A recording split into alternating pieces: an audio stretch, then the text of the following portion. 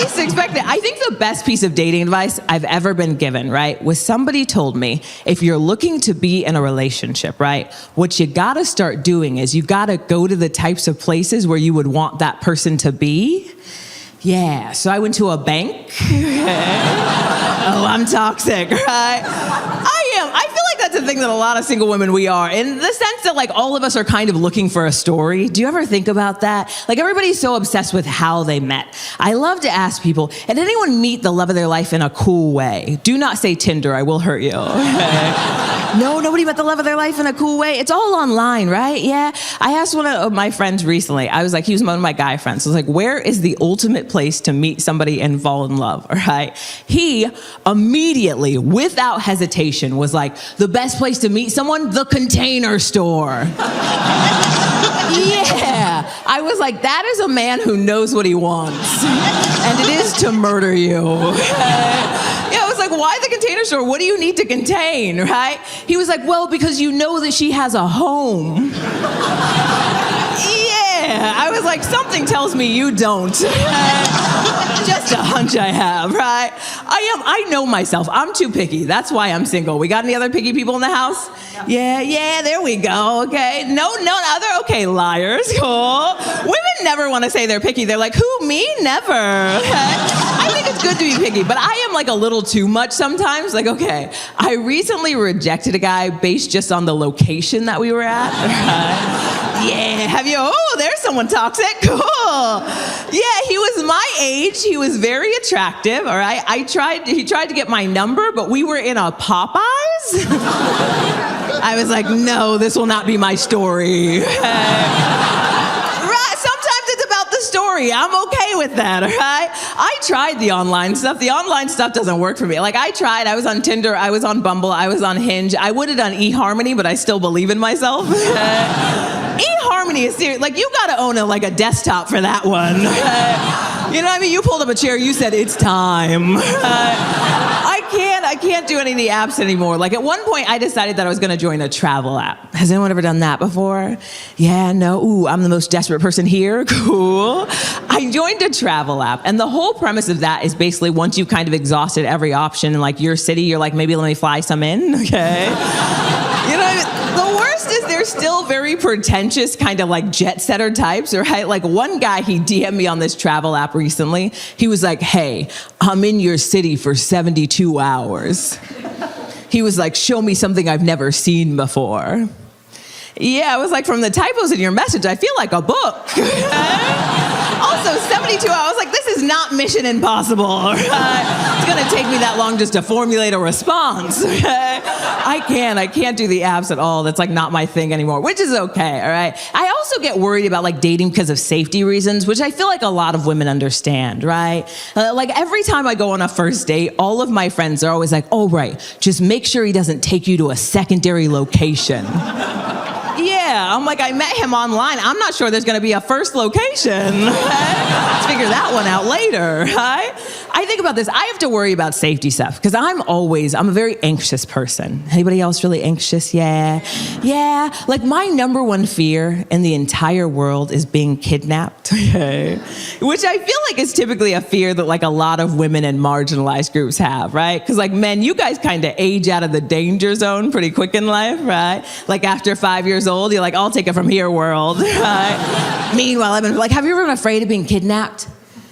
No, not at all. You have like a sketchy little smile on your face. Oh, you said that so quick. He's like, you don't gotta be on alert when you're on the prowl. You terrify me, but maybe in a fun way. Are you single? No, we'll talk later. Cool.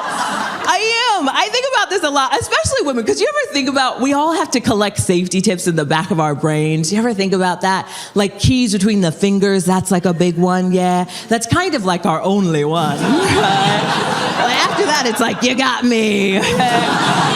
I always love to ask women, okay? Especially all of my friends, because every woman, whether you admit it or not, we all have our one tried and true tip that we always do. I asked one of my friends, she's a kindergarten teacher, right? I said, what's your thing when you're on the streets? What's the number one thing you do to stay safe, okay?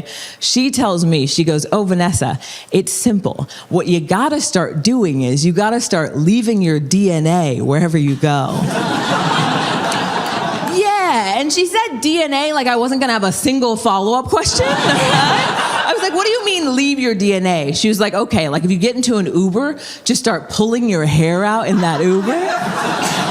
Yeah, she was like, that way, just in case something happens to you, they know you were there. I'm like, is your dad Liam Neeson? Who knows you were where, okay? I have to think about these things. I'm not very tough. And I think it's because we are coming from a different generation of women, right? If we're honest with ourselves, okay? Like, clap it up, for instance, if you're an empowered woman.